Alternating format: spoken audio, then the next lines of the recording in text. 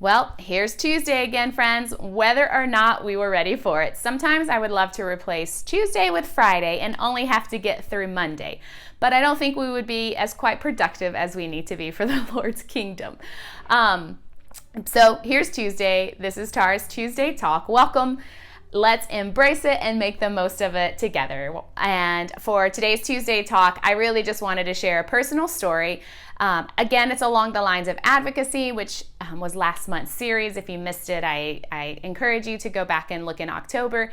And let's just keep chatting this out together, because last month, Jorge and I fostered a newborn for a month. Not a first time for doing that. We've actually been in the fostering field personally as a foster family for about 7 years.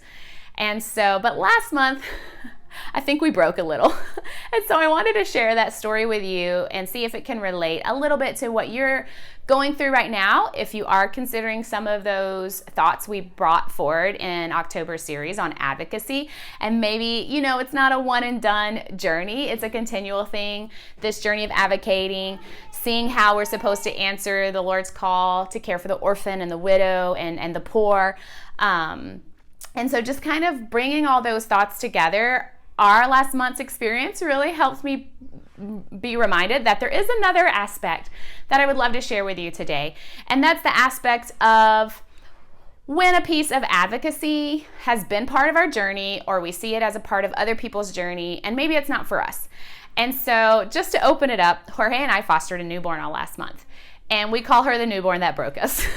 She was fabulous. We actually loved her personality. It had nothing to do with her. We've just reached a point and stage in our lives, and we've been talking about it, I think, for over a year now, how we might be done with this newborn stage. We might not be able to pull it off as well as we used to, and we don't really want to do it anymore.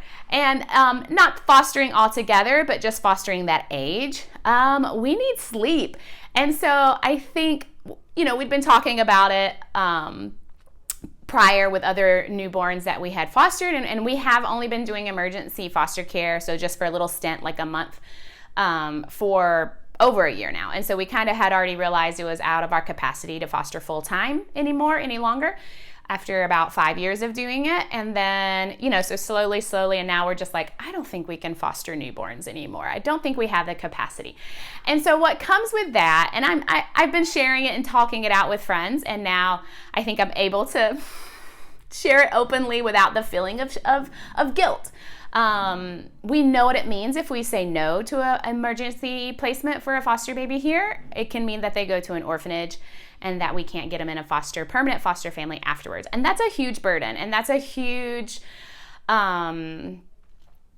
desire of ours. Obviously, it's the work we're doing to prevent that. And so it's very, very difficult for us to just draw the line as a family and say, wow, we can't do this part of foster care anymore, as in fostering newborns. And so some guilt comes with that. A lot of guilt comes with that. A lot of disappointment in ourselves comes with that. And so I don't know if maybe you're facing that as well in some of your advocacy journey, and just saying, wow, I want to be able to do that, what that family's doing, whether it's fostering a child. I know I see families adopt and foster special needs children, and I'm just like, I want to be that person. And we have to trust in the bottom line that if we can tell in ourselves, and we have to be honest with ourselves, that we don't have the capacity, maybe it's not what God created us for this season or at all. And so we're grateful for that season. We could do that and say yes to, we don't even remember how many kids anymore, we've lost count, for that emergency placement. But we have to come to terms with maybe we can't do that anymore, and grapple and struggle with those emotions of, God doesn't want me to feel guilty. And I'm not going to let the enemy feed me those lies any longer. And so I'm hoping you can receive this as well. And let's just push aside that, because that's not getting anything done. That's not getting us anywhere. And it's just keeping us from what our niche is.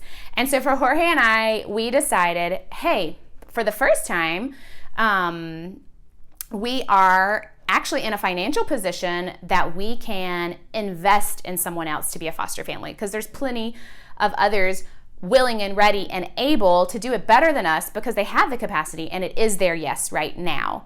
And so before, when we fostered full-time, all the time for those 5 years, we would have had the financial capacity to invest in someone else to be fostering, whether it's providing whatever they need, milk, diapers, school, supplies, whatever it could have been, or just pouring in financially into an organization that does foster care, like Identity Mission. We couldn't have done that 5 years, but we could take a kid into our house. We had enough food, right? And we had enough support where we could provide for them. And so our yes just simply has changed, and we can't let guilt follow that. So Jorge and I decided we need to say no. We want to say no. And what else can we do? What is our new yes? And our new yes is financially, we can pour into someone else that wants to foster, that maybe couldn't do it without that financial support and stability. And so we found our new yes, and that made me feel a lot better about my new no. And so I'm hoping our little personal story can help you as you're sifting through. And I recently read a really good book called The Best Yes, or My Best Yes. I'll post it up there so you can see it. So it really helped me kind of grapple with this, because something she said in the book stuck with me long after I read it. And it was saying yes, because there's those of us that just need to say yes. That needs to get done, and I love being the one to be able to support and to say yes. But if I'm saying yes to something that really isn't my best yes, I'm preventing someone from getting to say yes to that. And I'm actually preventing them from their blessing. I'm preventing them from filling their spot, their niche, because I'm feeling it even though it's not my best yes. I really shouldn't be. I really don't have the capacity. So that book was really good for kind of if you're one of those people who just want to say yes because you know it's a need and you want to be supportive and you want to help it get done, but it may be pulling yourself way too tight. It's a really good book for you, because we're taking away someone else's yes, and that hits home, and that makes sense.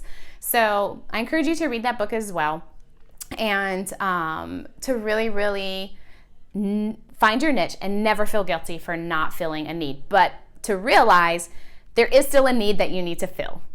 So just because that's not your yes doesn't mean you push foster care totally aside, or ministry in your church, or whatever it might be. If you can't show up to meetings, and so therefore you can't do that thing, that doesn't mean you don't have a yes in that area of advocacy. It's finding your yes, not just being like, I can't do it, and then just feel guilty about it and just move on. Find your yes, even if it's not obvious, and even if it maybe doesn't even look as beautiful and glorious as, toting around a foster kid. It's not gonna look as good. Nobody else is gonna know.